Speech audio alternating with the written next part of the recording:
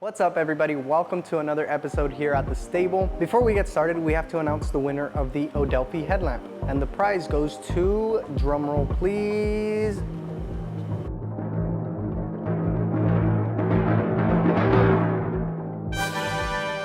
if you're new here, my name is Rookie Pilot, and today we got some pretty cool upgrades for that 66 behind us. For today's upgrade, I would consider it a 2-for-1 combo deal, and that being a brake booster along with a dual bowl master cylinder. Installing this combo is going to drastically improve the safety of this car as well as the comfort. This booster right here is basically going to amplify your braking pressure when you step on the pedal. This car is currently equipped with a single bowl master cylinder with no booster, so it is not that confidence inspiring to drive. A single bowl master cylinder is a very outdated system, which I would consider pretty dangerous. Dangerous because if you lose brake pressure in any of the four corners of your car, you lose the entire system. Ask me how I know. So one day I'm driving Little Blue, I'm coming up to a light, I go to step on the brake pedal and it sinks all the way to the floor, and I'm going probably like 45.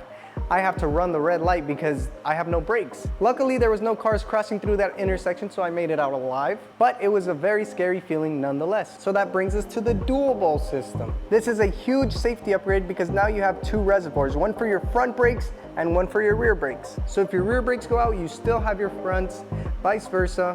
The kit that we're using today is by Lead Brakes. It looks like a pretty solid kit. I think I've used this before on the Little Red project. It already comes with the hard lines that go to your distribution block, as well as the vacuum hose, a bleeder kit, and most importantly, a proportioning valve. The proportioning valve is going to allow us to adjust the brake pressure from front to rear to avoid rear wheel lockup during a panic stop. If you have the stock braking system in your car, this should be a pretty straightforward install, but odds are within the 50+ years that these cars have been around, somebody might have tinkered with the braking system, so install might differ. All right, so taking a look inside the engine bay, we can now see what we're working with. So to start off, we have our single bowl master cylinder right here, and this has a line directly to our factory distribution block.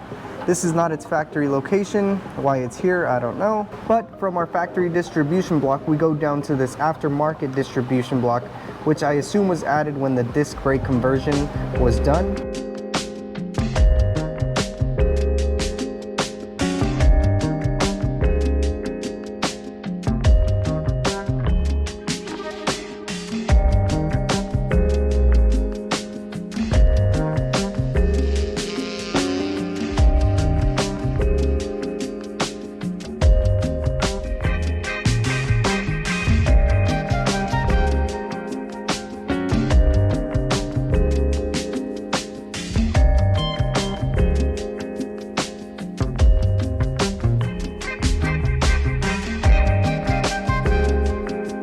This car had a different distribution block running along with the stock distribution block. Not sure why it was set up that way, but we went ahead and removed the aftermarket one. We're gonna run with the original still and the proportioning valve, and it should run just fine. This one right here is for our passenger side front brakes. This one right here is blocked off. This would be driver side front brakes. And this one right here is going to go directly to the master cylinder for the front brakes. So this whole distribution block is just going to be used for the front brakes. So I have the proportioning valve mocked up where it's going to be. So the line at the top of the proportioning valve is going to go to the master cylinder for the rear brakes. And the line that you see at the bottom of the proportioning valve is the stock one that goes to the rears. So before we drill some holes to bolt that guy down, we're gonna go ahead and install the master cylinder just to make sure all our lines match up where they're supposed to be. So we're only gonna use 2 bolts to hold it in. Since this is the mock-up, we still have to remove it so we could bleed the system. Oh God, this is not comfortable one bit. I can tell you guys with certainty that this will not be fun. It is a tight space, it is an awkward angle, and you can't get a ratchet or a ratcheting wrench on these, so expect to be here a while.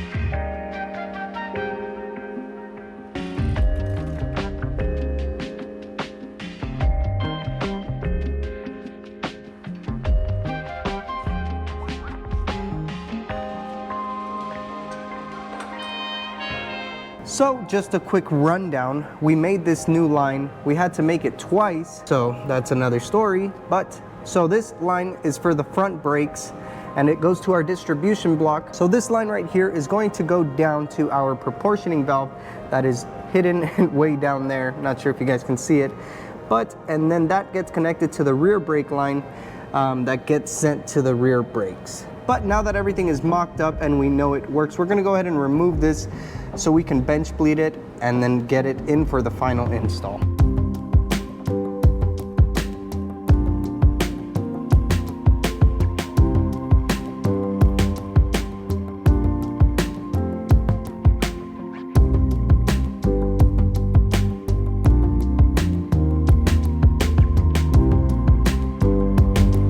Now that we have it on the vise, we can start our bench bleeding process. We're gonna use the included kit that comes with these little nozzles you stick at the end of the hose, and these are gonna go into the ports where the brake line would connect. We're gonna push them in with a bit of pressure, just a bit, so we could get a good seal, because these aren't threaded or anything. Now that we got both of our hoses in there, we install the provided clip and put in our hoses. I'm gonna push these almost all the way down, just so they don't suck up any air. All right, time to add some brake fluid. Make sure you don't get thirsty and you drink some of this. All right, now that we have them filled, we're gonna use our favorite pointy object, using a screwdriver, slowly pushing it all the way in. All right. And then releasing it all the way, and then again, and we're gonna repeat this until we see no more of those bubbles.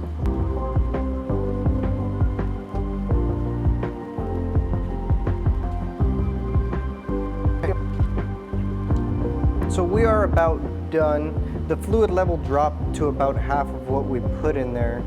But yeah, we are not seeing any more bubbles, so our bench bleed is complete.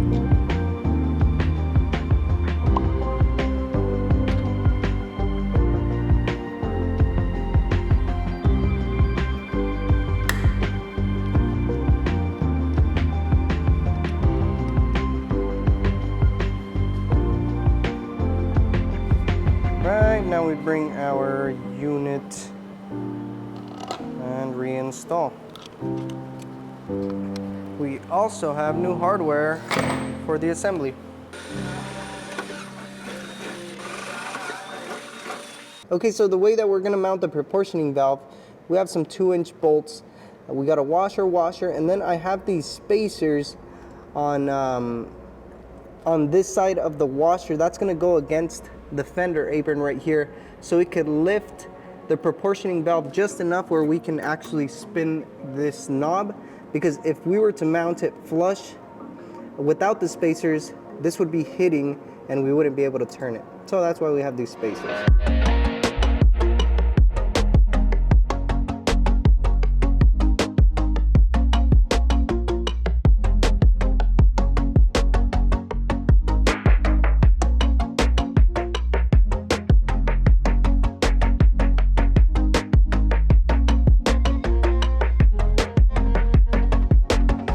Now we can get our unit as a whole.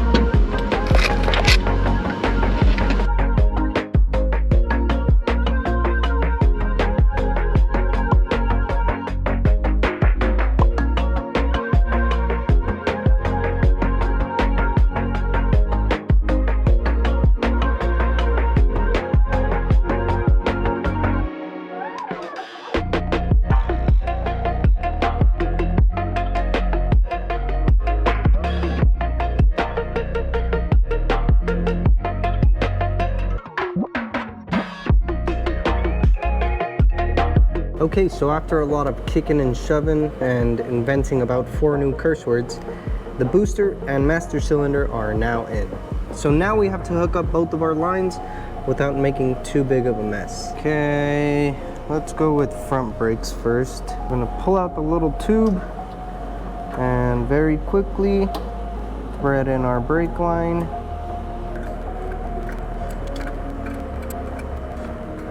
All right, that one's in. We're gonna clean it up just so we can see if we have any leaks in a bit. All right, now we're gonna connect the rear line for the master cylinder.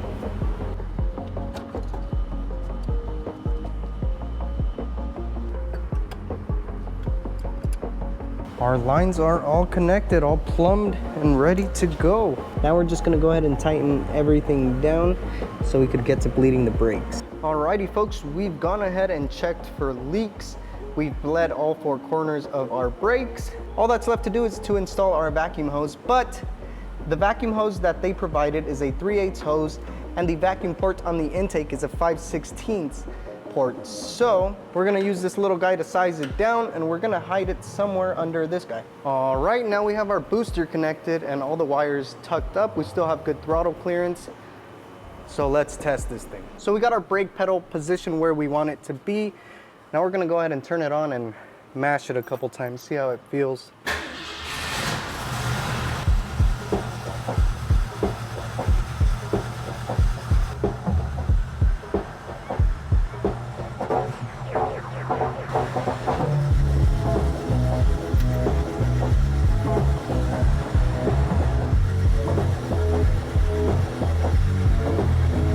Feels pretty damn good. Alrighty friends, we've ran our checklist. Our brake pedal feels really good. It's time to test this thing out.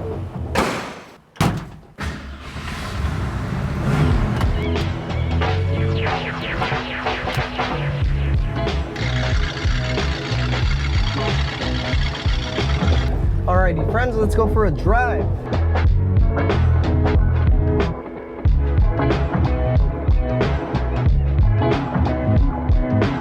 So we are also going to try and adjust the proportioning valve the best that we can. So we want as much brake pressure to the rear as we can without having them lock up before the front. Okay, we're gonna try a hard stop.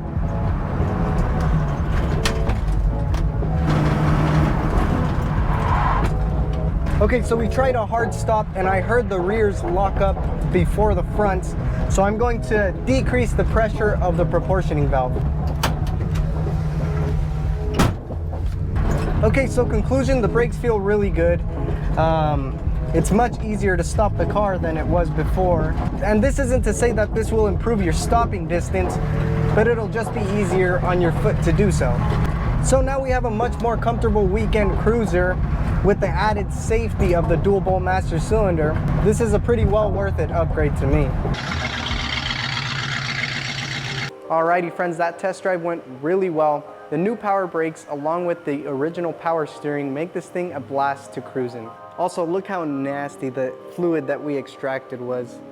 I wonder when is the last time that they changed the brake fluid. Anyway, that install was not so fun as we had to make a new brake line as well as replumb everything around the distribution block and remove a distribution block. But like we said, the car feels great now. If anybody would like to support the channel, the link to our Patreon is down below in the description, as well as where you could get these rookie tees. It is almost time to say goodbye to Project J. We are getting close to the deadline. Thank you to everybody who stuck along with this project. We should be getting back to number 3 pretty soon. Other than that, don't forget to like and subscribe. I appreciate you guys for watching. I will see you on the next one.